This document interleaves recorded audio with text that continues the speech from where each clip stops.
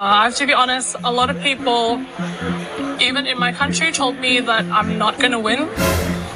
And like, they even told me that I might not even place. And that's okay. Sobrang sakit, no? Ramdam mo talaga yung pait na mga sinasabi, pinagbabash ng sarili niya mismong kababayan. So, ibig sabihin, meron ding version ng crab mentality sa kanilang lugar, hindi lang dito sa atin. Like, a lot of people ask me, like, what is my expectations and things like that. And I have to be honest, a lot of people, even in my country, told me that I'm not going to win. And like, they even told me that I might not even place. And that's okay. That's okay for me. The most important thing is I get to be here and I get to speak to people and tell them the ideas that I have that can make an impact. And as long as they can hear what I have to say and I'm making a change, I'm very happy and satisfied. Thankfully, umabot si Cindy Inanto ng Indonesia all the way sa top 12. And isa ito sa pinaka-highest placement ng Indonesia sa Big 4 pageant na ito. Kaya ito yung pasasalamat niya by Global Sash. Thank you so much. Hi people at Global Sash. Thank you so much. This feels surreal. I didn't know that I could do this. To be top 12 in Miss Earth from Indonesia, it's just so amazing. And thank you so much for all your support and all your love. I've never felt so loved. And thank you so much for giving me Miss People's Choice. I hope that I can use all of this achievement and make the world a better place. Thank you so much. So ngayon naman, please follow me sa ating Instagram account, The Story of Anthony. And eto na, ang mga reasons kung bakit successful si Cindy Inanto as top 12 sa Miss Earth 2023. Start na tayo sa number 1, and ito yung better preparation. Yes, I agree with this. It's because ibang level yung preparation ni Cindy Inanto this year than the previous edition ng Miss Earth na sumabak ang Indonesia. So as you can see, mas maganda tsaka mas marami yung mga sumuporta kay Indonesia. Yung mga ibang national directors, yung mga nag-sponsor sa kanya, tapos meron ng mga better stylist or mas maraming team. So, makikita mo talaga yung immense na suporta kay Cindy Inanto. That's why the result, yung pag-i-increase ng confidence power niya, yung pagsagot niya, alam mo yun, kaysa before na parang wala lang, nakikipaglaro lang. Ngayon, talagang yung isip niya na dapat makapag-place ako, dapat magkaroon ako ng placement this year. And ayun na nga, top 12 ang resulta ng pagka-prepare ng Indonesia ngayon. And I hope that this style ng kanyang preparation, mauulit ito sa next edition para naman magkakaroon na sila ng placement streaks. Second reason is yung kanyang brain power. Pagdating naman talaga sa kanyang pagsagot ng question, walang duda. She has that confidence power. Napansin ito ng mga pageant vloggers, ng mga pageant enthusiasts. Siyempre, napabilib yung mga judges sa kanyang pagsagot, no? And I believe, bihira mag-send ng Indonesia ng ganito kalibre na candidate na grabe talagang sumagot, no? Parang ngab-ngabin niya talaga yung mic niya. Ganun talaga, no? And marami ang na-impress talaga kay Cindy the way she answered the question. And nung binigyan siya ng pagkakataon during that speech portion where they are given the chance to defend their advocacy, dire-diretso talaga yung kanyang pagsagot. As in, straightforward, malakas yung conviction niya, very eloquent, talagang very strong yung kanyang paninindigan to defend whatever ideas, task, advocacies, goal, vision, mission, mga ganyan. Kaya ang dami talagang wow, napaganon sa kanyang brain power.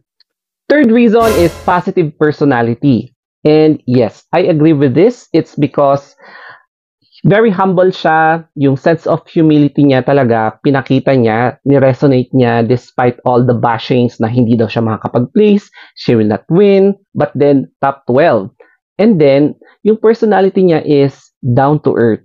As in, she is approachable, lahat ng mga fans or pageant vloggers na nandun, she entertains them. She greets them with alam mo yun, warm heart. Tapos, never siyang nagpakita ng drama o kaya rudeness towards other people, pati sa mga staff. Talagang kinakausap niya, no? And very open siya.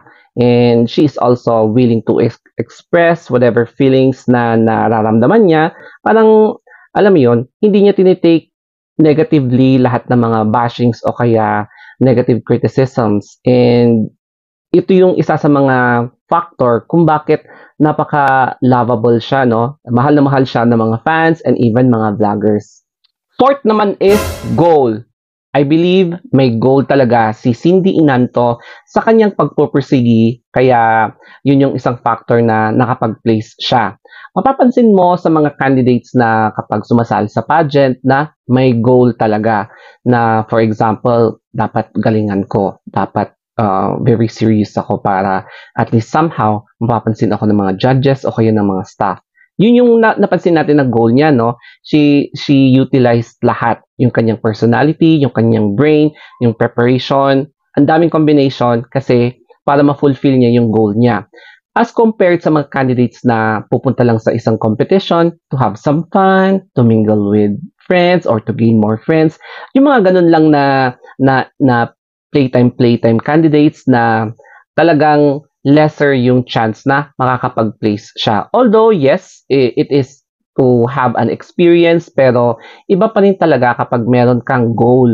Lalong-lalo na kapag you are representing your country in an international competition, di ba? Ang number 5 naman is yung educational attainment. So, nalaman ko sa mga ibang pages, vlogs na she is a surgical dentist. So, you can correct me dito if I'm wrong. Pero, syempre, mataas na yon ng level of education na natapos niya. Tapos, kung license siya na, syempre, dentista siya, yung kalidad ng education na na-receive niya is already high enough to become knowledgeable in various aspects. So, dito talaga natin makikita yung benefits ng education sa isang tao. Mapapalawak talaga ng yung understanding mo, tapos makaka-adjust ka, and yung pag-focus mo sa isang bagay such as environmental awareness, tapos yung pagiging aware sa mga pros and cons ng pag-join ng pageant. Alam mo yon, nakatulong ito para kay Cindy Inanto na gawin yung mga parang magiging advantage niya, yung strengths niya, and syempre yung mga weakness na pwede niyang i-avoid para hindi ma-distract yung kanyang position as a candidate for Miss Earth representing Indonesia. And for me, I am proud to say na isa ang Indonesia sa mga in-include ko sa mga top picks ko during sa competition ng Miss Earth. And buti na lang, hindi ako nagkamali sa pagpili kay Indonesia, no? So if you're a pageant fan, a pageant vlogger like me, na aware kayo sa mga nangyayari sa pageants, hindi lang this year, last year, kundi sa mga past 10 years ng pageantry, naiintindihan niyo siguro yung mga sinasabi ko, especially about pageants. And not only by watching this video or basing on this video alone. Kasi marami na akong na-review ng mga candidates from different pageants, from different years. And yes, kapag nagkakaroon ka talaga ng hot picks, ma-analyze mo talaga, teka nga, totoo ba itong mga sinasabi nilang hot picks? Panoorin ko nga. Oo nga. O yan. Mapapaganon ka talaga. I-check mo yung mga candidates na front runners o kaya laging napipick ng mga ibang pageant vloggers and pageant fans. Sana may natutunan kayo dito sa video, especially about Cindy Inanto. Yan. So, ngayon lang ako nag-feature ng candidate from Indonesia. So, yes. Interesting kasi ang talambuhay ni Cindy Inanto. So, congratulations for reaching top 12 sa Miss Earth 2023. Pero I'm not sure kung mapapanood niya ito kasi in Tagalog language ito. I'm not sure kung magkakaroon ng English caption. Pero kapag mapapanood niya to, congratulations, Cindy Inanto. Okay, so that's it guys. Thank you and have a wonderful day.